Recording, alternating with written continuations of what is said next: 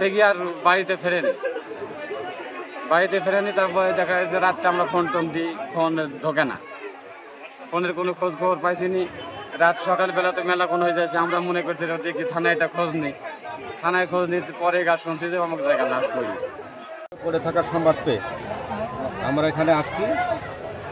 এখন লাশ এখানে মৃত অবস্থায় পাওয়া গেছে। আমরা আইনগত ব্যবস্থা গ্রহণ করছি। এখানে আমাদের সাইবারের শক্তিশালী ইউনিট আছে, আমরা আছি একযোগে কাজ করে মৃত্যুর প্রকৃত রহস্য উদ্ঘাটনের জন্য সর্বোচ্চ চেষ্টা অব্যাহত আছে এবং আমরা গ্রহণ করেছি।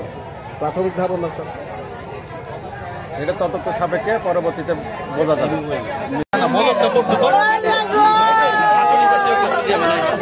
একজন গাড়ি চালক, কি কারণে তাকে এইভাবে হত্যা করা হয়েছে তিনি আসলে এখন পর্যন্ত